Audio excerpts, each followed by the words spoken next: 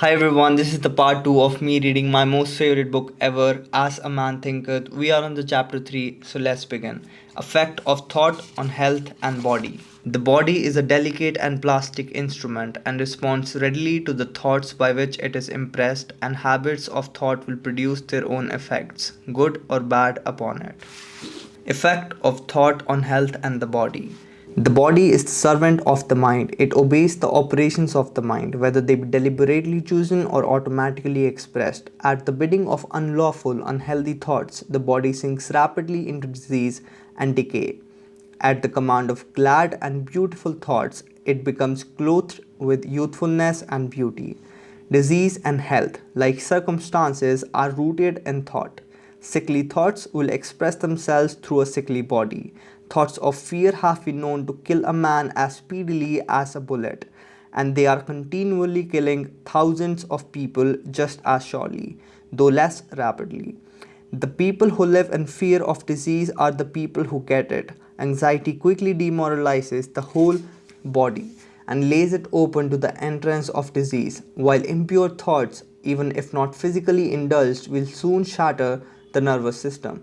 Strong, pure, and happy thoughts build up the body in vigor and grace.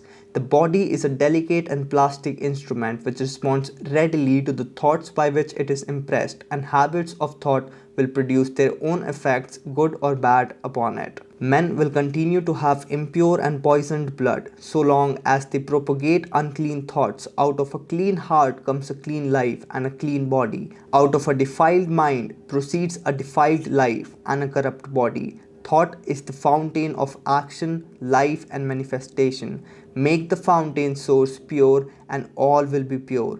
Change of diet will not help a man who will not change his thoughts. When a man makes his thoughts pure, he no longer desires impure food.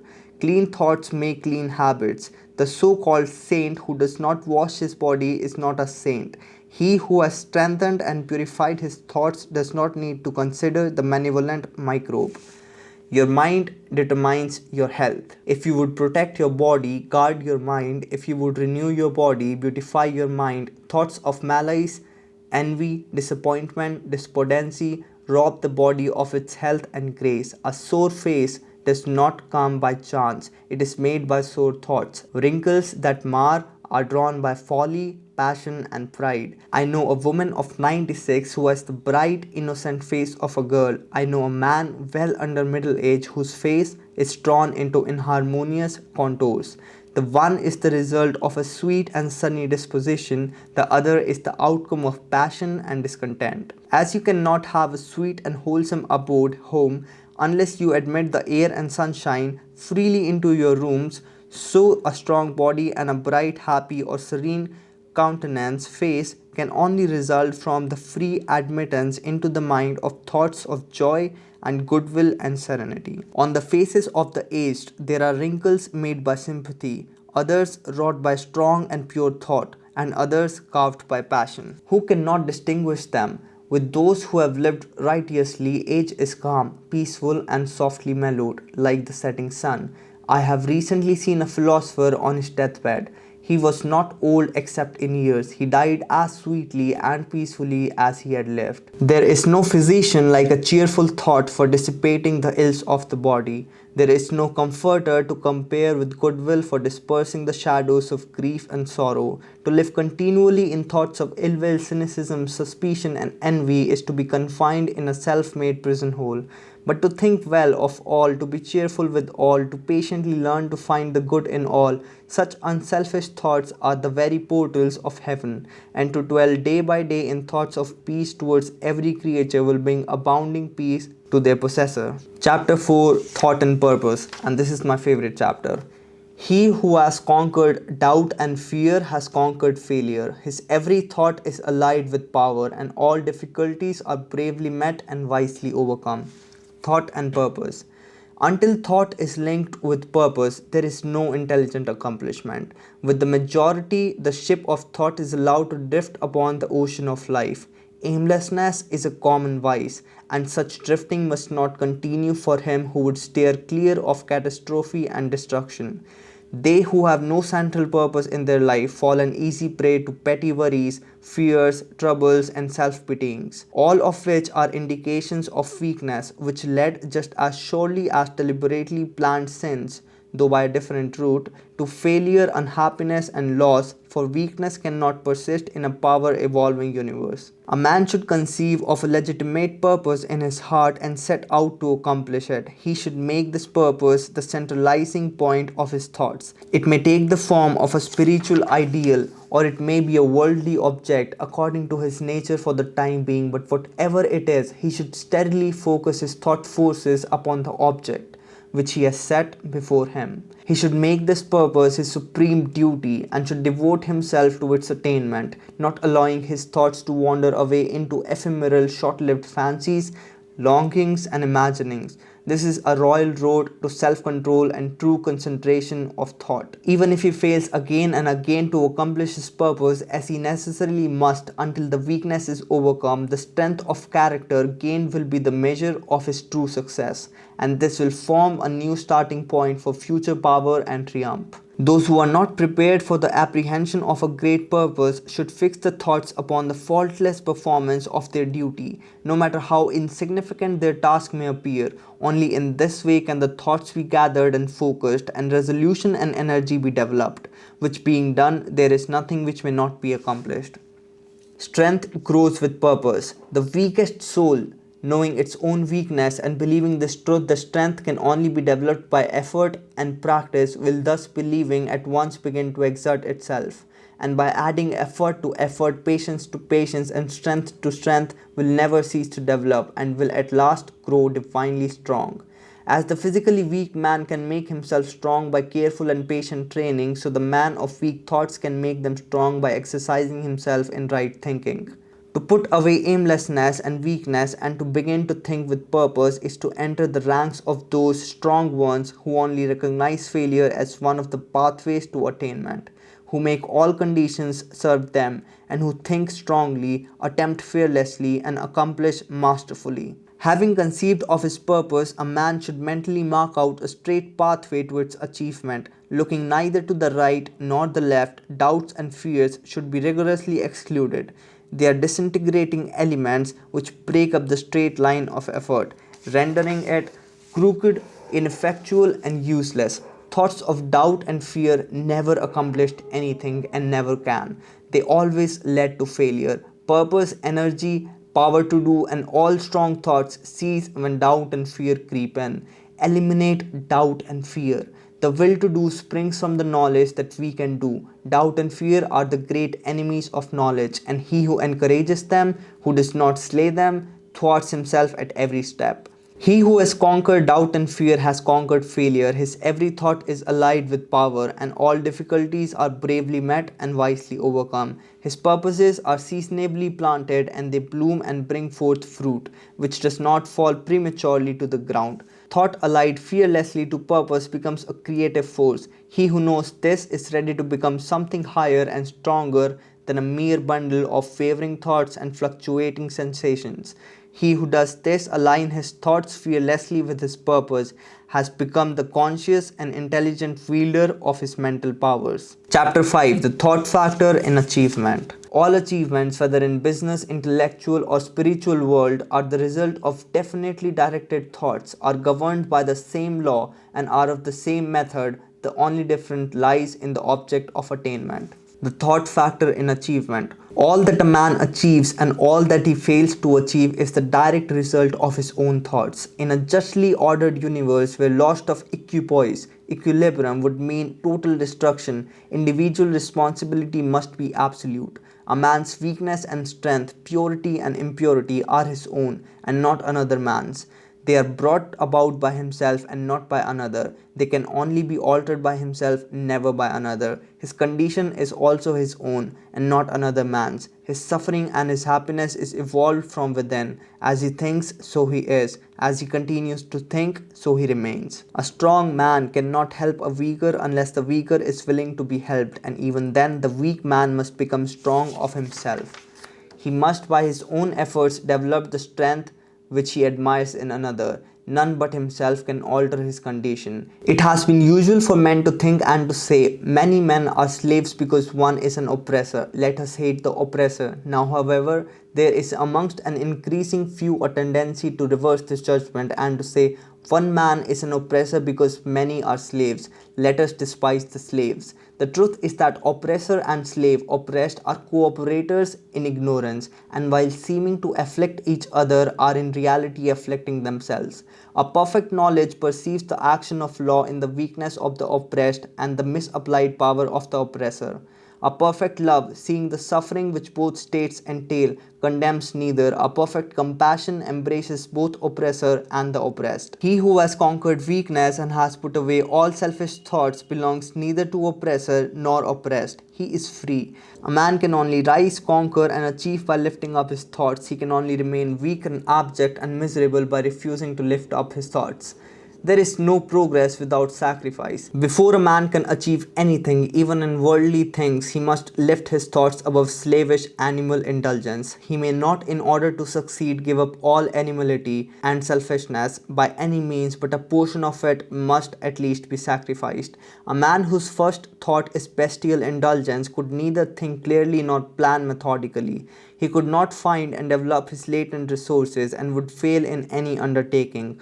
Not having commenced to manfully effectively control his thoughts, he is not in a position to control affairs and to adopt serious responsibilities. He is not fit to act independently and stand alone, but he is limited only by the thoughts which he chooses. There can be no progress, no achievement without sacrifice, and a man's worldly success will be in the measure that he sacrifices his confused animal thoughts and fixes his mind on the development of his plans and the strengthening of his resolution and self-reliance. These are some really great lines, so I'll repeat it, okay?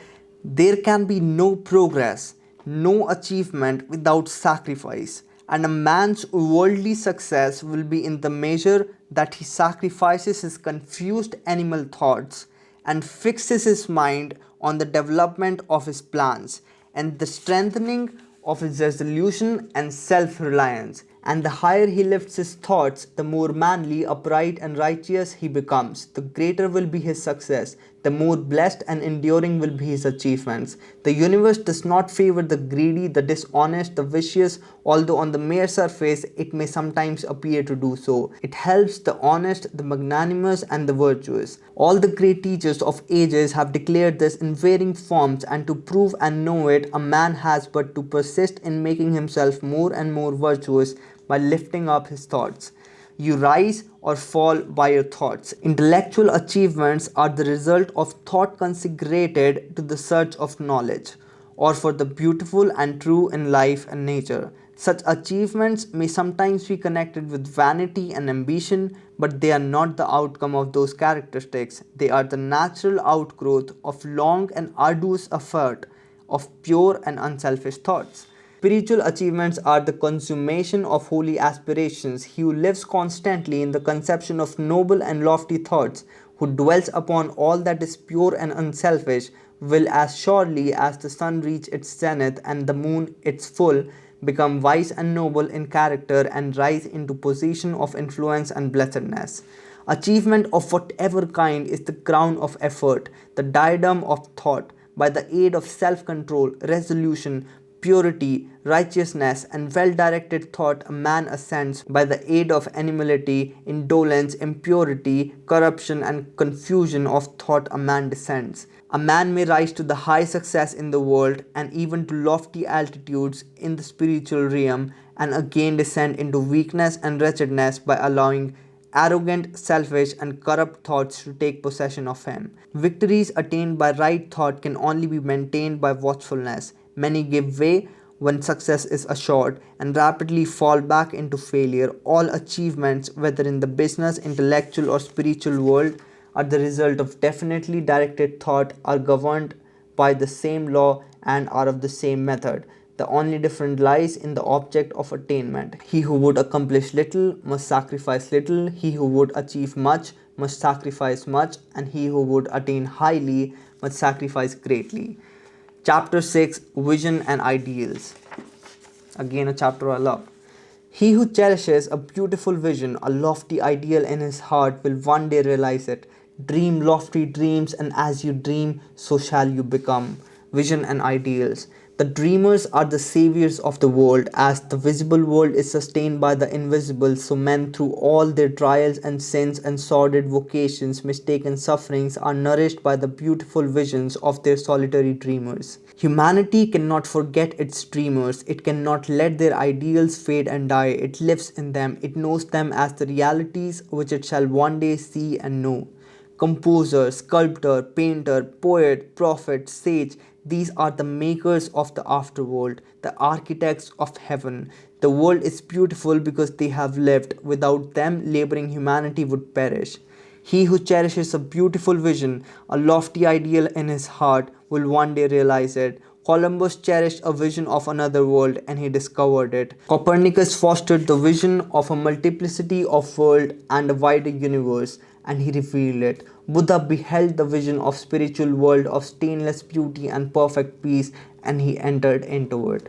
Cherish your visions, cherish your ideals, cherish the music that stirs in your heart, the beauty that forms in your mind, the loveliness that drapes your purest thoughts, for out of them will grow all delightful conditions, all heavenly environment of these. If you but remain true to them, your world will at last be built. To desire is to obtain, to aspire is to achieve. Shall man's basest desires receive the fullest measure of gratification and his purest aspirations starve for the lack of sustenance? Such is not the law. Such a condition of things can never obtain. Ask and receive. Dream lofty dreams, and as you dream, so shall you become. Your vision is the promise of what you shall one day be. Your ideal is the prophecy of what you shall at last unveil. Dream beget realities. The greatest achievement was at first and for a time a dream. The oak sleeps in the acorn, the bird waits in the egg, and the highest vision of the soul a waking angel stirs. Dreams are the seedlings of reality. Your circumstances may be uncongenial, but they shall not long remain so if you but perceive an ideal and strive to reach it. You cannot travel within and stand still without. Here is a youth hard pressed by poverty and labor, confined long hours in an unhealthy workshop, unschooled, uneducated, and lacking all the arts of refinement. But he dreams of better things. He thinks of intelligence, of refinement, of grace, of beauty. He conceives of, mentally builds up an ideal condition of life. The vision of a wider liberty and a larger scope takes possession of him. Unrest urges him to action and he utilizes all his spare time and means, small though they are, to the development of his latent powers and resources. Very soon, so altered has his mind become that the workshop can no longer hold him. It has become so out of harmony with his mentality that it falls out of his life as a garment is cast aside. And with the growth of opportunities which fit the scope of his expanding powers, he passes out of it forever. Years later, we see this youth as a full grown man. We find him a master of certain forces of the mind which he wields with worldwide influence and almost unequaled power. In his hands, he holds the cords of gigantic responsibilities. He speaks, and lo, lives are changed. Men and women hang upon his words and remold their characters, and sun-like he becomes the fixed and luminous center around which innumerable destinies revolve. He has realized the vision of his youth. He has become one with his ideal. And you too, youthful reader, will realize the vision of your heart, be it base or beautiful or a mixture of both, for you will always gravitate towards that which you secretly most love. Into your hands will be placed the exact results of your own thoughts. You will receive that which you earn, no more, no less. Whatever your present environment may be, you will fall, remain, or rise with your thoughts, your vision, your ideal. You will become as small as your controlling desire. You will become as great as your dominant aspiration. When the student is ready, the master will appear. In the beautiful words of Stanton Kirkham Davis, you may be keeping accounts, and presently you shall walk out of that door that for so long has seemed to you the barrier of your ideals, and you shall find yourself before an audience.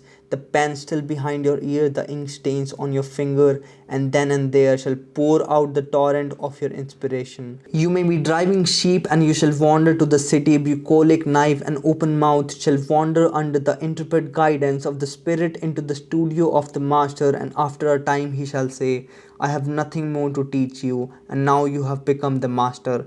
Who did so recently dream of great things while driving sheep? You shall lay down the saw and the plane to take upon yourself the regeneration of the world. There is no such thing as luck. The thoughtless, the ignorant, and the indolent lazy, seeing only the apparent effects of things and not the things themselves, talk of luck, of fortune, and chance. Seeing a man grow rich, they say how lucky he is.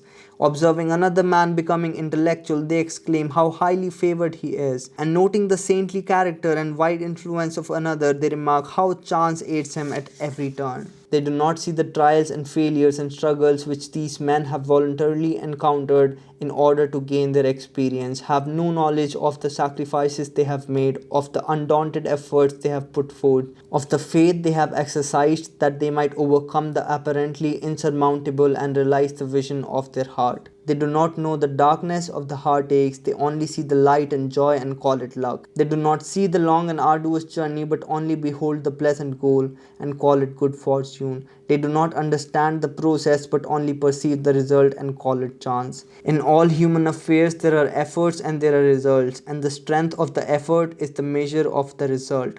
Chance is not. Gifts, powers, material, intellectual, and spiritual possessions are the fruits of effort. They are thoughts completed, objects accomplished, visions realized. This vision that you glorify in your mind, this ideal that you enthrone in your heart, this you will build your life by, and this you will become. Chapter 7 Serenity. The more tranquil a man becomes, the greater is his success, his influence, his power for good. The strong, calm man is always loved and revered. Serenity. Calmness of mind is one of the beautiful jewels of wisdom. It is the result of long and patient effort in self-control. Its presence is an indication of ripened experience and of a more than ordinary knowledge of the laws and operations of thought. A man becomes calm in the measure that he understands himself as a thought-evolved being, for such knowledge necessitates the understanding of others as the result of thought.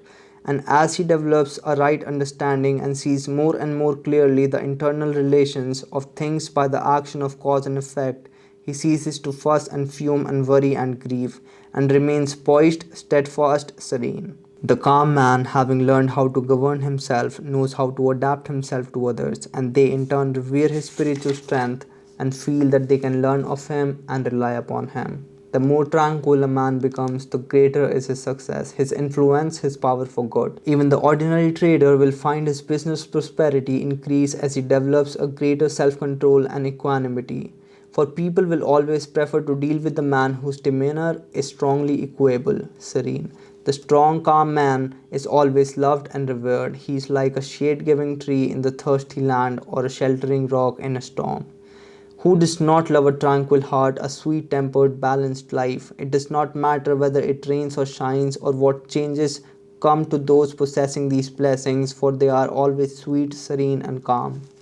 That exquisite poise of character which we call serenity is the last lesson of culture. It is the flowering of life, the fruitage of the soul. It is precious as wisdom, more to be desired than gold. Yes, than even fine gold. How insignificant mere money-seeking looks in comparison with a serene life, a life that dwells in the ocean of truth, beneath the waves, beyond the reach of tempest, in the eternal calm.